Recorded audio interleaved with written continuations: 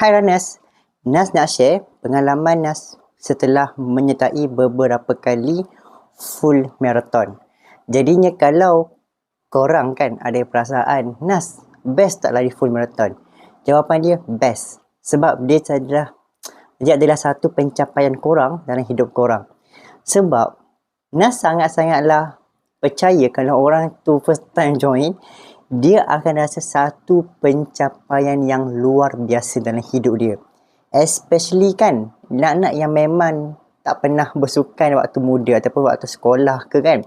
Contohnya, korang ni umur 30 something lah kan sekarang. Dan juga sekarang korang dah mula rasa nak aktif. So, sekarang adalah waktu yang terbaik korang mula. Okay? Bila korang lari full marathon ni bagi Nas, dia kena lowering your expectation. Jangan korang terlalu nak yang best-best je. Memang best ketika siap lari je. Sebenarnya kan full marathon ni dia best bila korang dah siap lari 42 tu. Okay, dah settle. Itu yang best.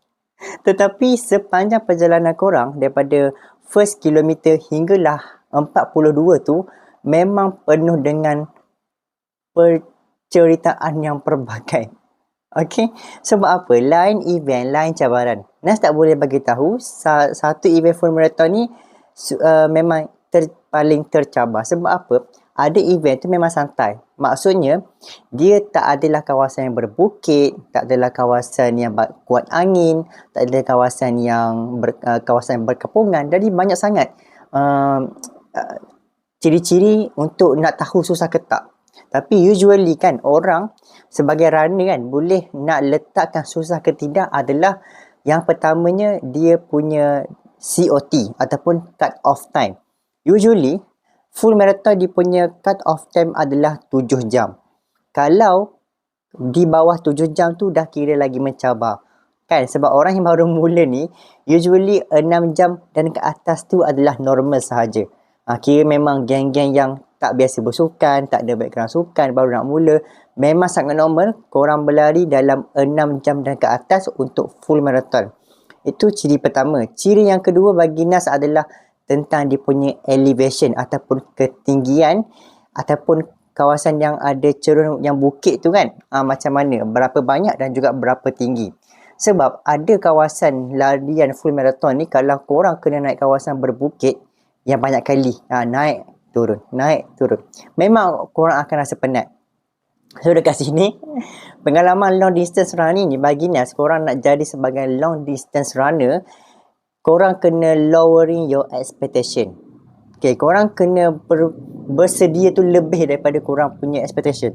Okay, contohnya kan, kalau korang nak lari full marathon dengan baik, seeloknya korang training 42 km dan ke atas. Dan juga korang training lah kawasan yang berbukit yang memang pelbagai bentuk muka bumi korang lalu dulu. Sebelum korang masuk event tu. Sebab apa? Dalam event ni, kadang-kadang korang kan pergi dekat negeri orang. Setuju tak? Sekarang jarang-jarang lah kan dekat negeri kita, tempat kita lari kat situ. Maybe jarang ataupun tak ada event kat situ. So kalau korang yang nak lari dekat tempat negeri orang, better korang training lebih lagi. 42 km tu korang buatlah training dalam hutan, korang memang buat trail running, korang buat uphill supaya korang punya body tu dah get ready untuk nak berlari, untuk any challenging korang boleh tempuh. Itulah persediaan yang terbaik untuk nak lari full marathon dan habis dengan tenang, tak ada injured selepas korang berlari. Okay. Dan juga full marathon ni dia bukanlah event yang memang suka-suka. Once korang nak masuk full marathon, korang kena get ready korang punya disiplin tu lebih daripada korang punya equipment. Ada orang equipment mahal lah, tapi training tak seberapa, tak guna juga korang. Dia kena seadanya. Maksudnya macam ni, kalau korang nak berlari full marathon, sekarang pula jam dengan kasut pun dah ada jenama yang dah lagi murah dan juga teknologi dah okey. So korang boleh beli je kasut yang lagi murah dalam RM200, RM300, RM400 lah, lebih kurang range macam ni, untuk korang dapatkan satu kasut yang sesuai untuk korang berlari full marathon untuk kali pertama ataupun yang awal-awal ni.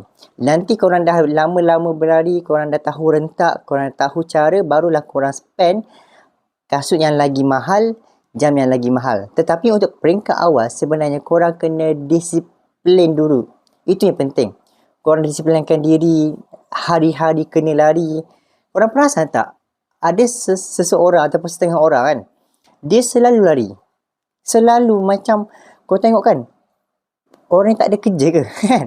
Sebenarnya, once korang dah betul-betul tekad nak habiskan full marathon dengan lagi baik kan, lagi cepat, memang korang dah fikir dah, korang punya rest day dan sebagainya pun, memang korang akan sampai satu tahap tu, tak berlari, rasa tak lengkap. Itu hidup korang akan datang. Okay? Korang akan nampak kan, orang yang tak lari hari tu kan, dia rasa gelisah. Maybe korang akan jadi macam tu juga. So dekat sini, Nas pun dah mula masuk fasa tu. Dan juga bila tak lari tu rasa macam serba salah. At least lah, hari tersebut lari dalam 6km ke, 7km ke, dah cukup dah untuk korang adakan korang punya momentum. Itulah susah. Dalam berlari, nak laju tu senang. Okay? Nak kekalkan susah. Contohlah kan, korang juga nak berlari-berlari kan. Korang nak kekalkan korang punya streak tu. Okay, satu bulan tu berapa ratus km korang nak lari. Kalau korang faham lah kan. Yang mana dah lari lama, memang korang fikir 100-200 normal. 300 pun maybe normal lagi. Dah masuk 500 tu dah level-level elit-elit dah. Itulah cabaran bagi korang.